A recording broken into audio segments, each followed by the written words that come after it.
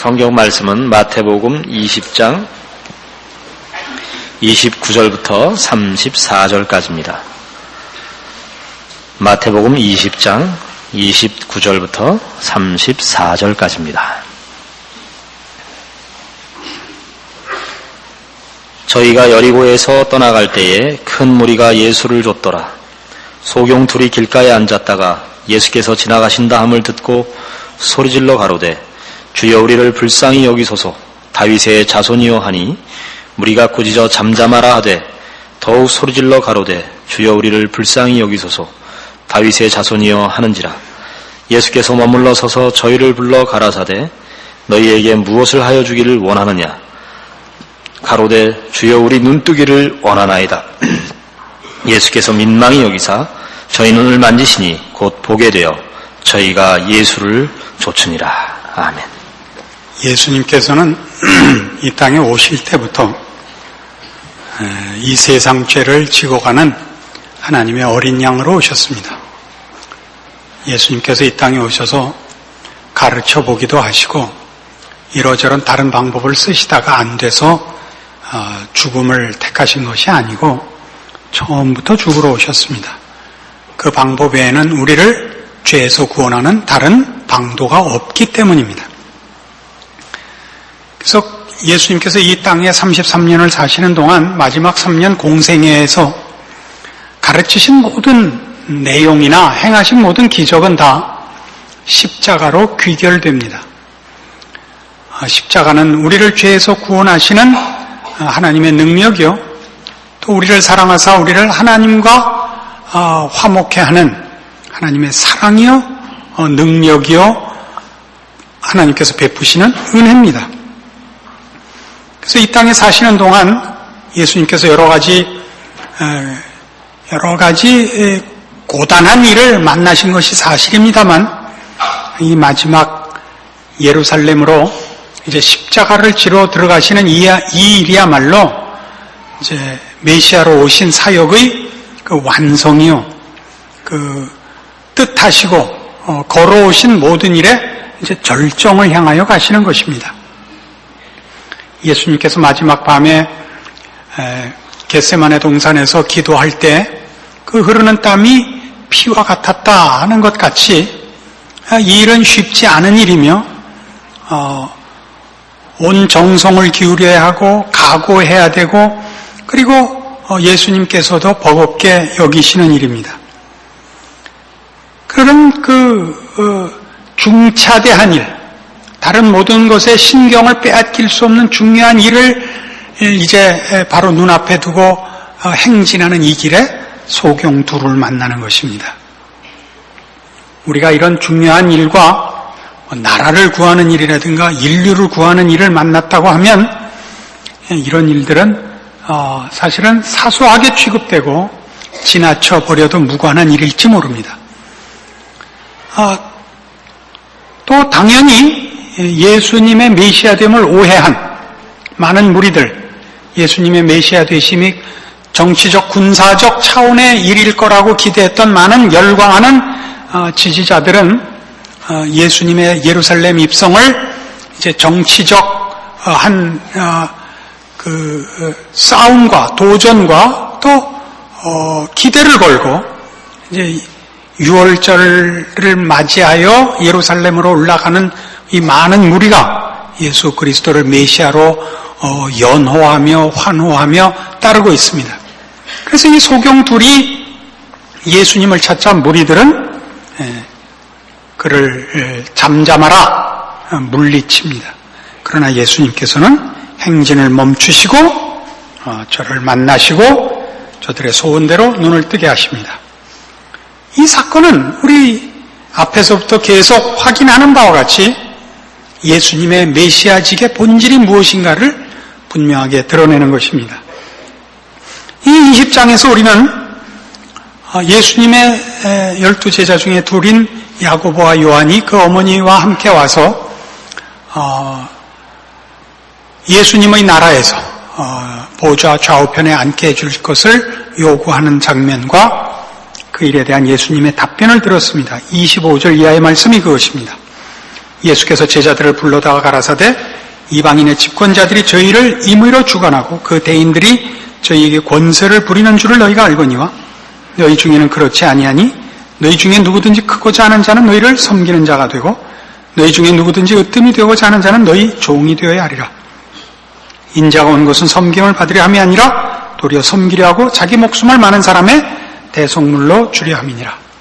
이렇게 말씀하신 그대로 예루살렘으로 행진하시고 메시아의 사역을 완수하시려는 이 일에 예수님께서는 바로 소경 둘을 고치는 일로 주께서 이 땅에 오신 메시아 직분의 본질이 섬기며 희생하는 일이라는 것을 보여주시는 것입니다. 그래서 이 사건은 우리 모든 예수 믿는 성도들이 가슴에 꼭 기억해둬야 할 원리를 제시하고 있습니다. 우리는 예수를 믿는다는 것이 세상적인 힘에 의하지 않고 하나님을 힘입어 승리하고 권세를 부리는 일이라 이렇게 기대를 합니다. 이런 식의 발상은 세상의 영웅주의적 발상을 그대로 용어만 기독교 용어로 바꿔놓고 그 원리는 세상적인 원리를 그대로 차용한 것입니다. 세상의 영웅들은 본인이 남과 다르다는데 영웅된 그 기준을 가집니다. 남들은 자기 생각만 했는데 국가를 먼저 생각했다. 사람들은 구구단 외우기도 바쁜데 어느 만큼 똑똑했다. 물론 영웅들이 역사나 자기가 살던 시대에 공헌을 한 것이 사실입니다마는 세상은 그의 공헌과 그의 기여보다는 공헌과 기여를 할 수 있었던 그의 능력에 초점을 두고 그를 영웅시하는 것입니다.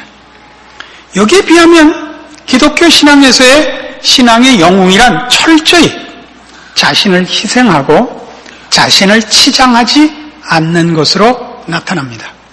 이 자신을 치장하지 않는다는 것을 명심하셔야 됩니다.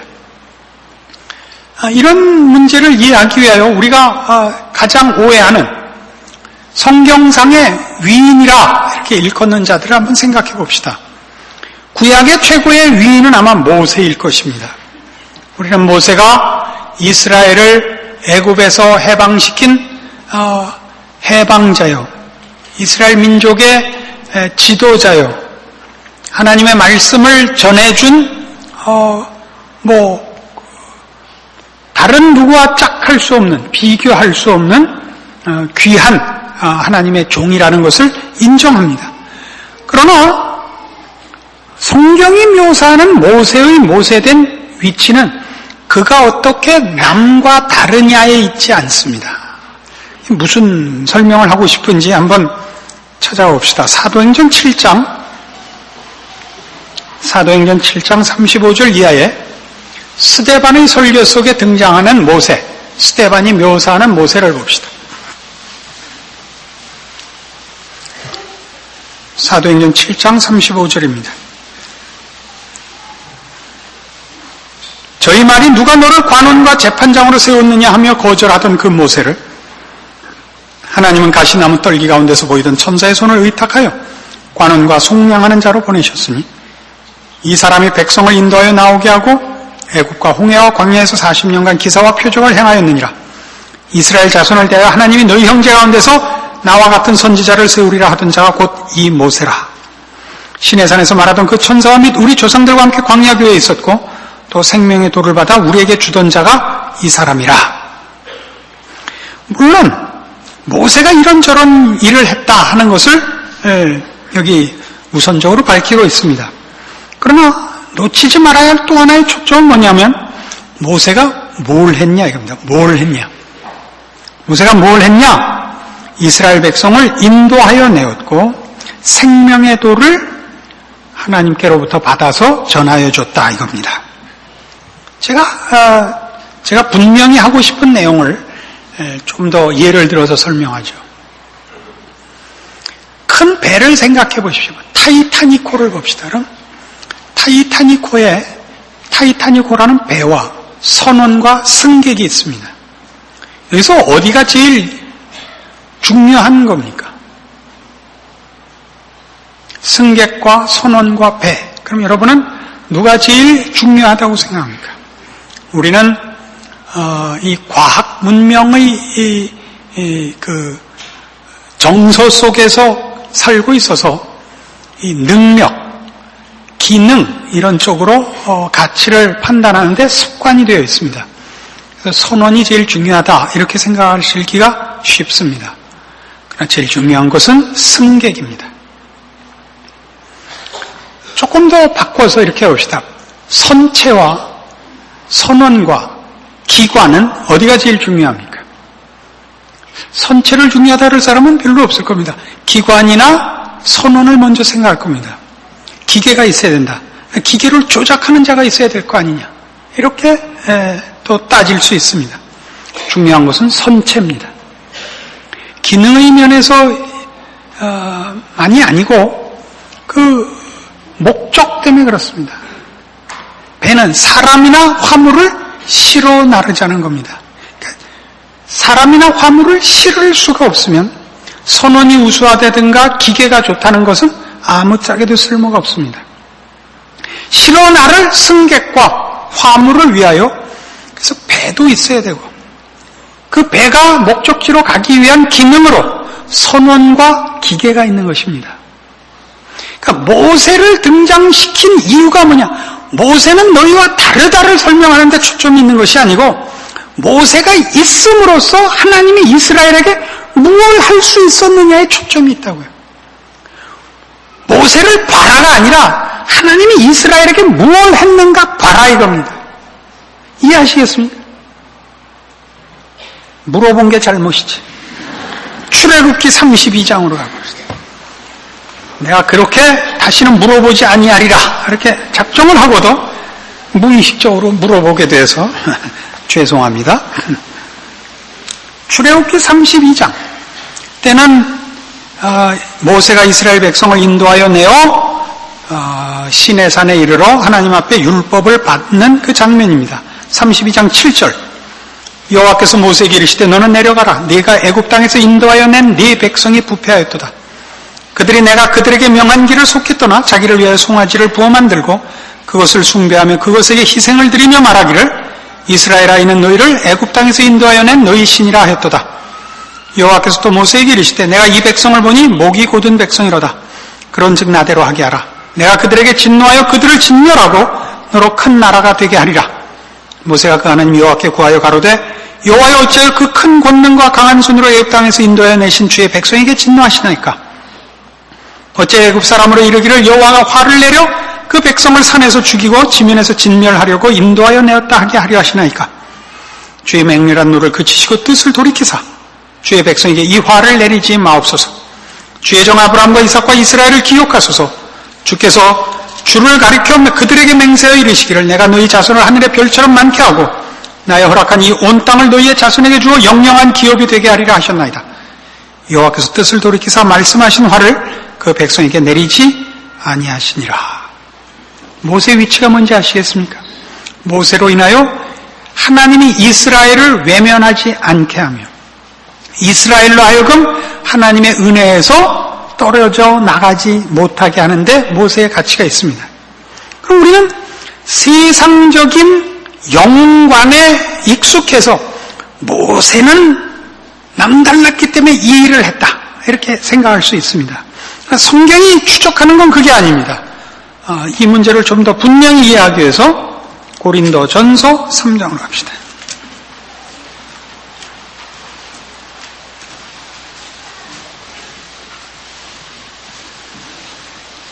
고린도전서 3장 신약성경 265페이지입니다. 고린도전서 3장 1절 형제들아 내가 신령한 자들을 대함과 같이 너에게 말할 수 없어서 육신에 속한 자 곧 그리스도 안에서 어린아이들을 대함과 같이 하노라. 내가 너희를 젖으로 먹이고 밥으로 아니하였노니 이는 너희가 감당치 못하였음이거니와 지금도 못하리라. 너희가 아직도 육신에 속한 자로다. 너희 가운데 시기와 분쟁이 있으니 어찌 육신에 속하여 사람을 따라 행함이 아니리요. 어떤 이는 말하되 나는 바울에게라 하고 다른 이는 나는 아볼로에게라 하니 너희가 사람이 아니리요. 그런즉 아볼로는 무엇이며 바울은 무엇이뇨? 저희는 주께서 각각 주신 대로 너희로 하여금 믿게 한 사역자들이니라. 나는 심었고 아볼로는 물을 주었을 때 오직 하나님은 자라나게 하셨나니 그런즉 심는 이나 물 주는 이는 아무것도 아니로되 오직 자라나게 하시는 하나님뿐이니라. 심는 이와 물 주는 이가 일반이나 각각 자기의 일하는 대로 자기의 상을 받으리라. 우리는 하나님의 동역자들이요 너희는 하나님의 밭이요 하나님의 집이니라. 이 고린도 교회는 이 예수 믿는 신앙을 철학과 무슨 세상 사상같이 생각을 해서 본인들이 예수를 믿은 것은 예수 믿는 이 도를 본인들이 이해한 탓이라. 그러니까 예수를 믿는다는 것이 본인들이 고급한 지성과 도덕성을 가졌기 때문이라고 오해했습니다. 그래서 이 예수 믿는 것이 본인들의 고급함의 증명이 되어 자랑으로 가고 말았습니다. 그래서 나는 바울파라, 나는 아볼로파라, 나는 게바파라 이렇게 파벌이 생기고 누가 더 잘났냐의 싸움을 했습니다. 그래서 바울이 이 글을 쓰는 겁니다. 너희는 참 바보 같구나 이겁니다. 바울이 한 얘기는 뭐냐면 왜 너희는 내 뒤에 줄을 서느냐? 우리가 우월한 사람, 우리가 무슨 위인, 영웅인 줄 아느냐? 아니다. 우리는 수단이다. 우리는 도구에 불과하다. 우리는 하나님의 일꾼이고 너희들, 그러니까 일반 성도들이 하나님의 목적이다. 우리는 하나님의 일꾼이고 너희는 하나님의 집이고 하나님의 밭이다. 이 글을 쓰는 겁니다. 우리가 우리 아이들을 위해서 좀 과장하여 이렇게 얘기할 수 있습니다. 우리 아이들을 공부 잘하게 하기 위해서 한 달에 500만 원 주고 가정교사를 쓸 수 있습니다.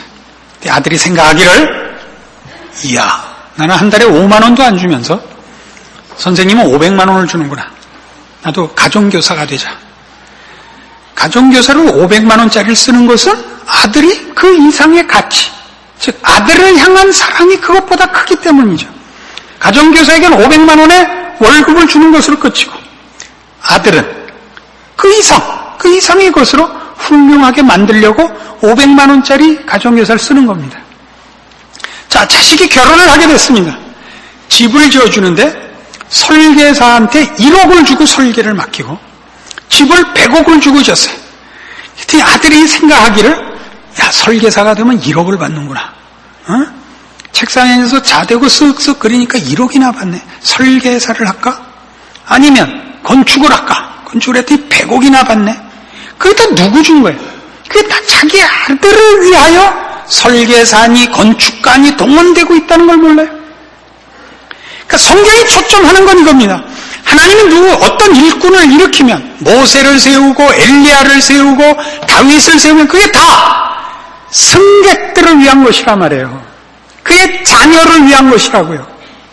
그러니까 모세는 얼마나 훌륭했는가, 바울은 어떻게 남달랐는가, 엘리야는 어떻게 남달랐는가가 아니라 그런 도구들을 세우어 무엇을 하려고 했는가를 알란 말이죠. 앞에 다 악을 써놨더니 이제 목소리도 안 나요. 이런 일에 전형적으로 우리가 오해하는 인물이 아마 엘리야일 겁니다. 엘리야는 믿음의 전사로 우리 뇌리에 보통 그 형상화되어 있습니다. 북왕조 이스라엘 때 다스리던 아합 왕이 그 바알을 섬기고 하나님 믿는 자들을 다 잡아 가두고 핍박을 해서 북왕조 이스라엘 모든 백성들이 아합 왕 때문에 그 정치적인 권력에 눌려서 전부 바알을 섬기는 자들이 됐습니다. 엘리야 혼자 남았습니다. 하나님의 종은 그가 아합의 핍박을 피해서 이리저리 도망가다가 마지막에 갈멜산에서 전투를 벌이게 됩니다. 아합 왕과 그의 비호를 받는 바알 선지자 400명과 대적하여 홀로 하나님의 종으로 싸워 이깁니다. 그래서 우리는 엘리야 그러면 그가 어떻게 위대한 사람인가, 그가 얼마나 훌륭한 사람인가, 그가 어떻게 목숨을 걸고 하나님을 섬기는 일과 그 종된 일을 감당했는가를 우리 마음속에 늘 기억하고 부러워하곤 합니다. 그러나 성경은 엘리야를 이런 식으로 표현합니다. 구약성경 맨 마지막 책 말라기 4장에 가보십시다. 신약성경 마태복음 앞에 있습니다. 말라기 4장 4절. 너희는 내가 호렙에서 온 이스라엘을 위하여 내 종 모세에게 명한 법, 곧 율례와 법도를 기억하라. 보라, 여호와의 크고 두려운 날이 이르기 전에 내가 선지 엘리야를 너희에게 보내리니 그가 아비의 마음을 자녀에게로 돌이키게 하고 자녀들의 마음을 그들의 아비에게로 돌이키게 하리라. 돌이키지 아니하면 두렵건대 내가 와서 저주로 그 땅을 칠까 하노라. 엘리야는 환생했다, 그런 의미가 아닙니다. 예수님께서 오리라 한 엘리야를 세례 요한이라 했습니다. 세례 요한은 엘리야가 환생한 것이라 그런 뜻이 아니고 엘리야가 가졌던 사역을 세례 요한이 가지고 있었다 이겁니다. 그 사역은 뭐냐? 아비의 마음을 자녀에게로 돌이키게 하며 자녀의 마음을 아비에게로 돌이키게 하는, 아비와 자녀를 화목시키는 일입니다. 그걸 위하여 엘리야는 하나님 앞에 부름을 받습니다. 그러니까 엘리야는 접착제 같은 거죠. 여러분, 부러진 물건이 있어서 강력 접착제로 둘을 붙였다. 그럼 그 접착제 성능 좋다, 그렇게 얘기할 수는 있습니다. 그러나 접착제를 쓴 것은 그렇게 붙여서 쓸 진정한 어떤 물건 때문에 그런 것이지, 그래서 모든 걸 팔아서 접착제만 사다 놓는 사람은 없을 거 아닙니까? 엘리야의 위치는 뭐예요? 하나님과 그의 사랑하는 이 하나님의 자녀들을 화목해 하는 것입니다. 엘리야의 위대함은 엘리야가 그 사역을 감당한 데 있습니다. 엘리야의 위대함을 논하려면 엘리야가 그 역할을 감당함으로써 어떤 하나님의 뜻을 이루었으며 하나님이 목적하시는 그의 사랑하는 백성들에게 어떤 혜택을 입혔는가로 결실되고 증거되어야 하는 것입니다. 엘리야가 어떻게 남다른가를 얘기하는 것은 성경에서는 추구하는 바가 아닙니다. 알아들으시겠습니까?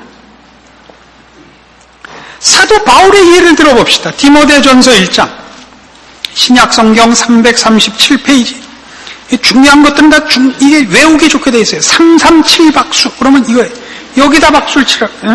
디모데전서 1장 12절. 112. 얼마나 좋아요, 외우기도. 나를 능하게 하신 그리스도 예수 우리 주께 내가 감사함은 나를 충성되이 여겨 내게 직분을 맡기심이니 내가 전에는 회방자요 핍박자요 호행자였으나 도리어 긍휼을 입은 것은 내가 믿지 아니할 때 알지 못하고 행하였음이라. 우리 주의 은혜가 그리스도 예수 안에 있는 믿음과 사랑과 함께 넘치도록 풍성하였도다. 믿보다 모든 사람이 받을 만한 이 말이요, 그리스도 예수께서 죄인을 구원하시려고 세상에 임하셨다 하였도다. 죄인 중에 내가 괴순이라. 그러나 내가 긍휼을 입은 까닭은 예수 그리스도께서 내게 먼저 1절 오래 참으심을 보이사 후에 주를 믿어 영생 얻는 자들에게 본이 되게 하려 하심이니라. 사도 바울은 자기를 위인으로 인정하지 않습니다. 겸손해서가 아닙니다. 그는 알고 있습니다. 자기의 사역의 가장 중요한 내용이 뭔지랍니다. 바울은 하나님의 은혜를 증거하는 표본입니다.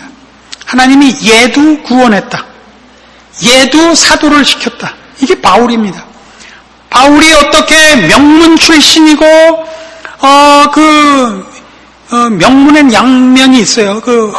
명문 집안이며 명문 학벌을 가졌는가, 그가 어떻게 준비되었는가를 논하는 것은 성경이 추구하는 바가 아닙니다.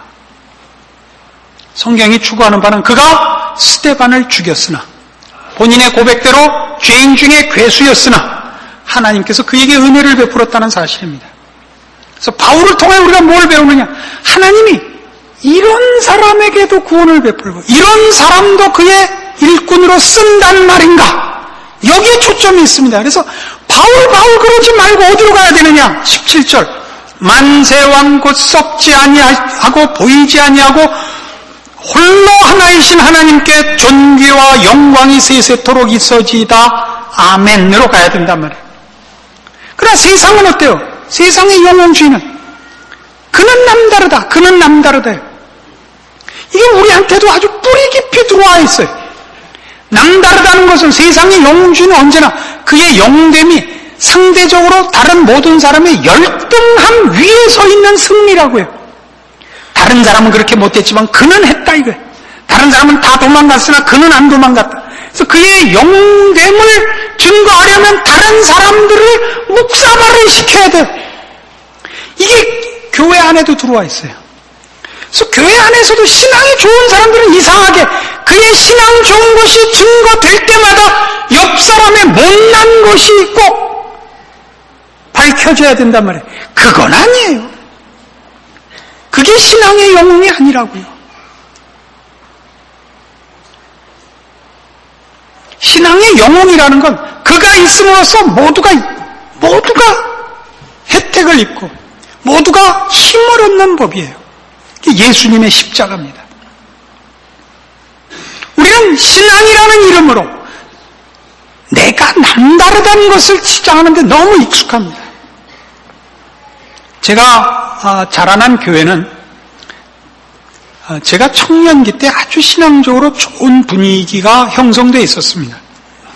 저는 청년기 때 제 앞으로 한 5년 전후한 선배들, 믿음의 좋은 선배들 그룹도 갖고 있었고 저희 한 4, 5년 후배들의 좋은 믿음의 그룹도 갖고 있었습니다. 그러니까 저는 안고죠, 그죠? 앞뒤로 이렇게 가지고 있는 좋은 분위기 속에서, 환경 속에서 신앙생활을 할 수 있었습니다.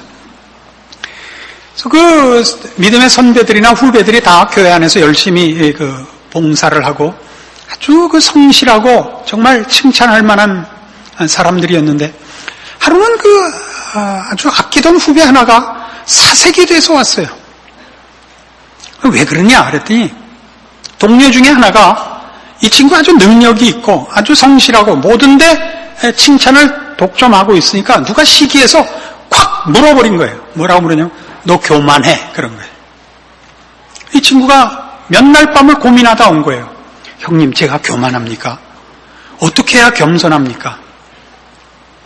저야 이런 일에는 뭐 아주 도사입니다. 이거 뭐 척 듣고 이게 무슨 문제구나. 얘가 뭘 헤매고 있구나. 그냥 번개같이 알아먹었어요. 야, 네가 교만해서 교회에 유익이면 교만해. 네가 지금 겸손하겠다는 거는 흠없이 너 하나만을 보호하겠다는 거야.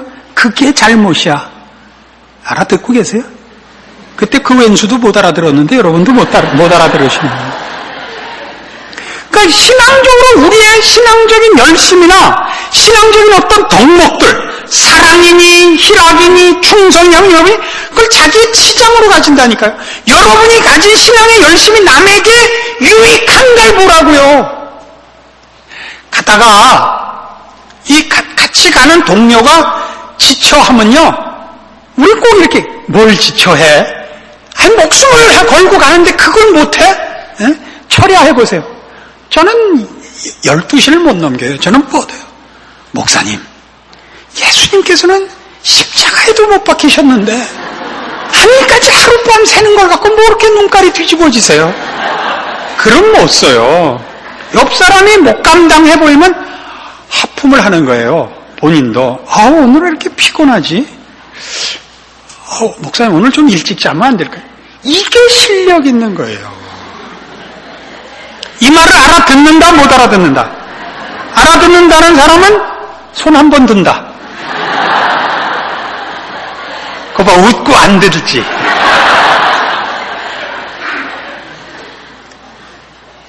우리는 왜 이걸 못하느냐 하면 한 영혼이 중생하여 자라나는 과정이 있다는 생각을 못해요. 그래서 그가 국민학생인지 중학생인지 고등학생인지를 분별을 안 해요. 늘 완전주의고 늘 이상주의고 늘 결론에 가 있어요. 국민학생이면 국민학생이라고 욕하고 중학생이면 중학생이라고 욕하고 대학생이면 대학생이라고 욕해요. 근데 아니 그것도 못해. 그래서 나는 한다. 이렇게 자꾸 자기를 차별화한다고요. 그럼 못 써요. 그건 십자가의 정신이 아니라고요. 십자가가 뭐예요? 상대방의 유익을 위하여 내가 희생하는 거예요. 이미 마태복음 16장 24절에서부터 출발하고 있는 거예요. 아무든지 나를 따르려거든 자기를 부인하고 자기 십자가를 지고 나를 쫓을지니라. 그래서 우리의 십자가는 뭔가를 보세요. 내가 있음으로써 어떻게 이 시대와 이 사회와 내 이웃이 이익을 볼 것이냐, 이 생각을 하셔야 돼요. 그게 신앙이에요. 그게 고급하고 좋은 신앙이에요. 어떻게 나는 죄 안 짓고, 어떻게 나는 앞장섰고, 어떻게 나는 남보다 우뚝 섰는가를 얘기하는 것이 그게 영웅이 아니에요. 응? 이것 때문에 우리가 신앙생활을 안 해요. 하나님이 나에게 영적인 조건을 주지 않았다. 그러므로 나는 신앙적인 책임이 없다. 이렇게 되는 거죠. 그래서 서로 웃기는 게, 우리 제일 친한 사람이 누군가 봐요. 고등학교 동창이거나 하다못해 군대 동기예요. 고등학교 동창이라는 거는 사실 공부하는 수준으로 이렇게 모인 것이지, 무슨 성격이 같거나 그렇게 꼭 친할 만한 조건이 있어서 모인 거 아니라고요. 취미가 같고 무슨 사상이 같고가 아니라 사실은 이상하게 모였는데도 여러분 가장 급하면 고등학교 친구들 찾아가요. 군대는 더하죠. 군대는 정말 학력과 문벌과 정서와 모든 것이 다른 사람들을 이렇게 묶어놨는데도 그거 훈련소에서 몇 달 같이 있는 것 갖고도 평생 친구를 만들어요. 근데 교회는 안 되죠? 왜 안 돼요? 이게 더 치열하고 더 외식적으로, 더 외식적으로 경쟁을 한다니까요. 우열의 비교를 하고 더 밟아서 자신을 증명해내기 때문에 교회 오면 더 마음을 닫고 자기를 열지 않고 가서 비빌 때도 없고 쉴 때도 없고 또 그렇게 해주지도 않아요. 그래요, 안 그래요? 그래서 급하면 누구 만난다고요? 포장마차에 누구를 초대해? 존 웨인을 초대해? 고등학교 동창회. 그냥 두꺼비표 사이다 까면서 가장 심각한 고민거리를 나눈다고요. 왜? 같은 고백과 같은 믿음과 같은 소망을 가지고 모인 교회에서는 그게 안 이루어지죠. 우리는 이 신앙의 세속적 영웅주의 때문이에요. 참다운 십자가가 없어요. 십자가는 모가지에 건 목걸이 하나 달려있고 가끔 차에 하나 붙어있어요. 응? 십자가 지고 가는 사람은 아무도 없어요, 이 왼수들이. 그리고 난 이게 참 희한하게 생각합니다. 매주 이 싸움을 하거든요. 그죠? 여러분, 우리 교회 와서 이 욕 안 먹어본 적 있어요? 근데 전혀 영향을 안 받아. 내가 그렇게 긁어도 화도 안 내! 그리고 또 와. 난 그걸 모르겠어. 저 목사가 언제 미치나 보자. 이거 모르는 거야? 어떡할 거야? 고칠 거야? 안 고칠 거야? 응? 십자가를 질 거야? 말 거야? 예수님이 예루살렘에 들어가서 뭘 했으면 좋겠어요? 구테타를 일으켰으면 좋겠어요? 독재자가 됐으면 좋겠어요? 안 그러셨다니까. 십자가를 지고 죽으셨다고요. 그래서 우리가 태어난 거예요. 우리에게 십자가를 주신 거예요. 우리 모두가 하나를 썩는 미랄이에요. 근데 미랄을 안 해. 새총에 놓고 쏴. 땅에 안 심어. 그래서 교회는 전부 애꾸는 아니면 이빨 부러지면 서로 쏴가지고 잠시도 방심을 못해. 어디서 쏠지 모르니까. 이건 교회도 신앙도 아니에요. 이게 참 불행한 거예요. 교회와 교회가 경쟁하고 신자와 신자가 경계를 해요. 얼마나 불행해요. 누가 그래요? 아니, 목사님 어떻게 설교 이렇게 생각난 대로 다 짓거리시고 막 말하세요? 아니, 내가 뭐가 겁나요, 지금 죽는 마당에. 설교도 이렇게 하네요, 가만 보니까. 설교도 멋있게 해요. 무슨, 다 개수작들이에요. 그런 못 써요. 피가 나게 해야 돼. 여러분도 피가 나게 살아야 돼요. 예수님이 말씀으로 우리를 구원하시잖아요. 피 흘려 구원하세요. 제발 여러분에게 허락된 구원이 무엇이며 여러분의 인생에 주어진 최고의 무기와 책임이 무엇인지를 인식해서 신자된 삶의 기가 막힌 기적들을 남의 입으로 듣지 마시고 여러분이 누리고 사시는 그런 신앙 인생이 되기를 바랍니다. 기도하십시다. 하나님 아버지 은혜를 감사합니다. 우리의 우리 된 것은 우리 주 예수 그리스도의 십자가 때문입니다. 그 십자가의 정신으로 우리로 다시 확인하며 서며 살게 하사 우리의 존재와 인생은 마땅히 하늘에 썩는 미랄이 되며 그래서 결실되는 생명과 영혼과 하나님을 아는 지식과 모두에게 끼치는 바 하나님이 베푸신 은혜와 복으로 충만한 인생이 되게 하여 주시옵소서.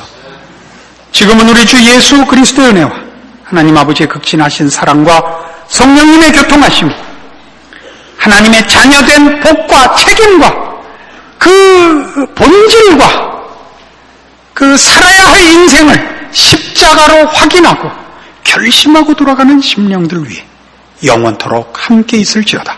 아멘.